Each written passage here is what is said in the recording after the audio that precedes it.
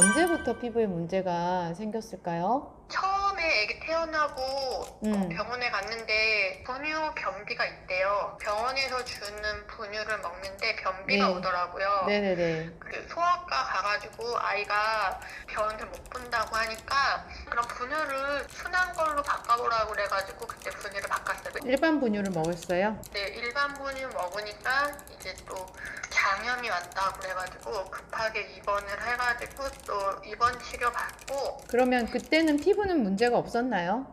그때는 특별하게 이상이 있다고 생각은 못했어요. 그리고 10개월 때 몸이 안 좋아지더라고요, 애기가. 또 분유가. 일단 특수 분유는 아니고 일반 분유를 먹인 거네요? 중간에 특수분유 먹였어요. 한 3개월쯤. 그때 신생아 배앓이가 있다고 그래가지고 책을 막 보면서 아, 얘가 잠을 못 자고 항상 울어가지고 이게 신생아 배앓인가 해서 자세를, 다리를 이렇게 안아주면 애들이 뭐 배앓이를 안 한다?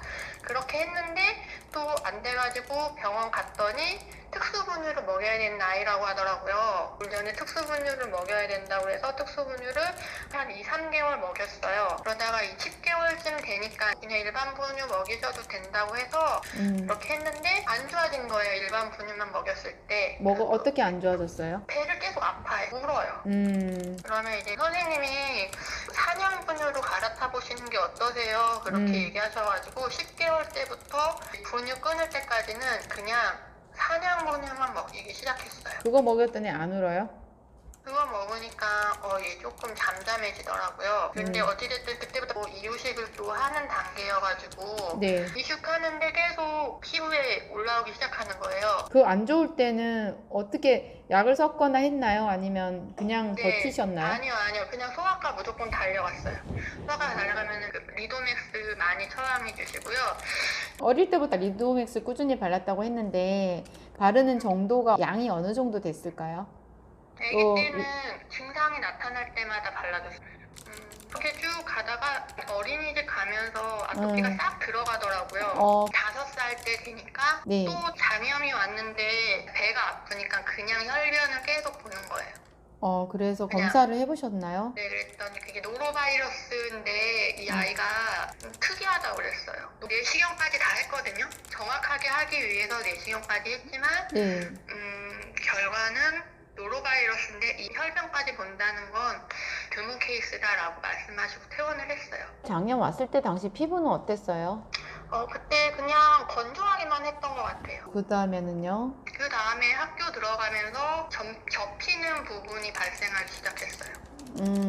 그러면 8살 학교 들어가면서 접히는 곳에 나타나서 계속 바르면서 3학년까지 네. 발랐고요. 초등학교 전후 때 거의 웬만하면 많이 없어지는데 그 전에 관리가 어땠느냐에 따라서 이 초등학교 때 없어지냐 더 심해져서 성인 아토피로 가느냐 그 관리 여부에 따라 있는데 그 관리 중에 스테로이드로만 꾸준히 썼을 때 그거는 스스로 회복하는 자연 치유력이 안 생겨요. 오히려 면역력을 더 떨어뜨려요. 네, 지금은 제가 어릴 때부터 쭉 과정을 들어보니까 보통 기질은 아니에요. 그리고 알러지가 장 쪽으로 많이 와요.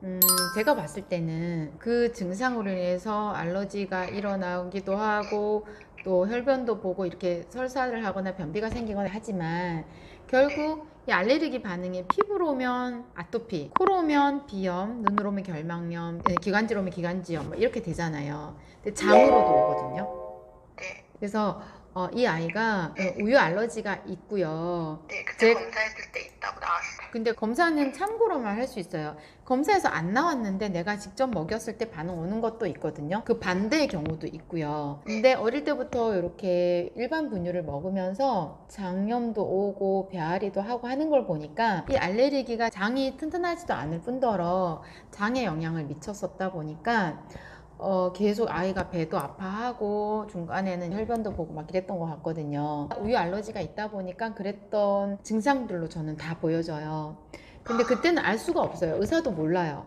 지금 쭉 10년을 거쳐오면서 지금에서 이르러 가지고 과거를 들여다 보니까 저걸 찾아내는 거거든요. 그리고 저 같은 경우는 많은 분들을 상담을 하니까 들어보면 아는 거잖아요. 근데 사냥분유는 똑같은 우유지만 희한하게 소젖은 반응하는데 그 사냥의 젖은 반응하지 않는 경우가 있더라고요. 저희 근데 아이가 그랬어요. 심한 애는 근데 사냥 우유도 반응해요. 그 사람의 기질적인 거에 따라서 사냥이라 하더라도 우유 반응을 하는 애들은 반응을 하거든요. 그래서 제가 한 번씩 특수분유를 가기 전에 사냥을 먼저 보내보는 경우가 있어요. 아, 해보고 안 되면 특수분유로 갈아타요. 근데 사냥은 그래도 먹이기가 좀 괜찮거든요. 근데 특수분유 그 중에 가수분해 된 분유 같은 걸 먹으면 설사를 엄청 한다거나 맛이 없어서 안 먹는다거나 변비가 생긴다거나 장에 트러블이 생기는 경우들이 있거든요. 예. 그 흡수의 문제 때문에 그런 경우들이 있어서 사냥을 잘 먹고 사냥이 반응이 없다면 제일 좋죠. 근데 아마 사냥은 조금 괜찮았던 것 같아요. 괜찮았는데 이제 알러지 기질이 있는 아이다 보니까 이유식이 들어가기 시작하면서 음식 반응이 오기 시작하는 거예요. 그래서 아까 8개월쯤부터 반응이 온 거거든요. 네, 오면서 이제 여러 가지 재료들이 들어가는데 괜찮은 것도 있지만 반응하는 것도 있는 거예요.